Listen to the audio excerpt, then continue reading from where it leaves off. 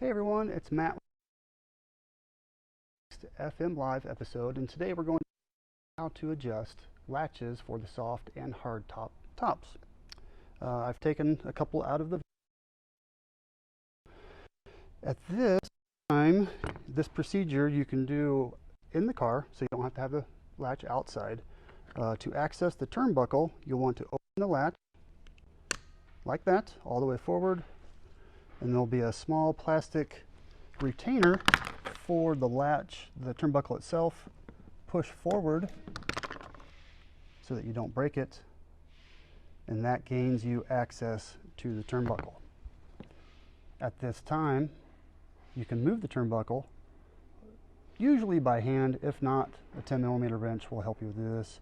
And what you're wanting to do is reduce its length to tighten the latch. I usually do about one full turn, put the plastic piece back, making sure your flats are squared up with it.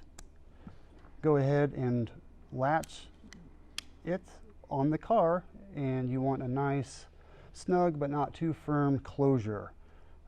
If you go too firm, you could stress the components here. As we all know, they're starting to wear out. So you'll find your adjustments, do that to the other side accordingly. What else did I want to show you here?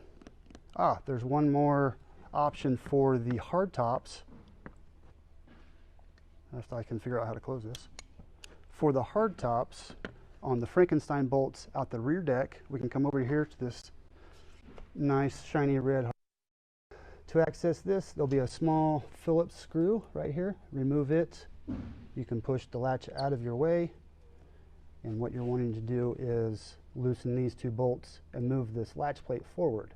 You can see here there's some plastic around here to keep the Frankenstein bolt nice and tight. You're moving this forward to allow that to happen. If you're missing on this plastic piece here, you can still buy these from your local Mazda dealer. Once again, you'll want to shut this, and don't forget about that little screw. They're very, very hard to find, and it's pretty annoying when you go around a corner and all you hear is this noise, and you know exactly what the issue is. So we've covered the front latch adjustment, the rear latch adjustment on the hard. So you should have reduced noise and hopefully no noise now coming through your top. So the only issue now is when you're trying to do the standing mile, your latches fall open and your top could come open as well, which is the only reason why you don't win the record. So to fix that, there's multiple ways. There's a kit now that's available.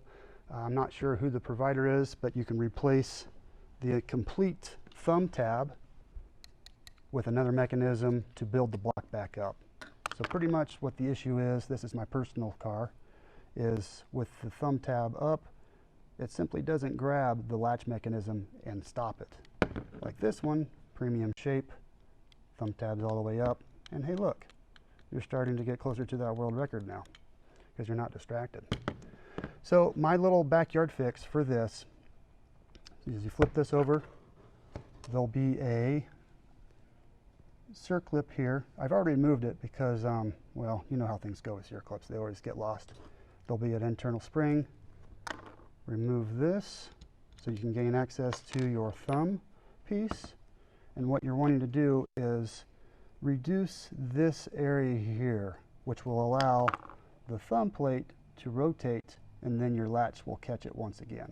Obviously, this isn't going to work on all cars because they're just more worn than others. But I was able to do a couple of fixes for customers this way.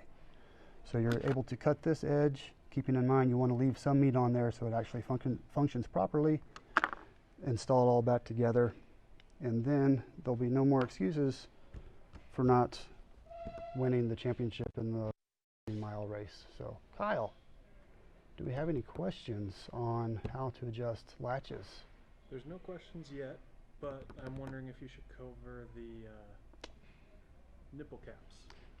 All those caps, very good point. I did miss that. So when you're at the front of the car, you're doing all these adjustments, it's a really good time to see if the caps are on top of these mechanisms here. As you can tell here, it is missing that piece there.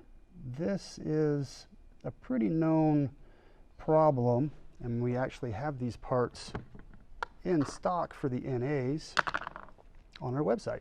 This is going to be what the cap looks like in its proper form, fully enclosing this area so we have a nice tight fit on the receptor on the header board, I suppose. Thanks, Kyle.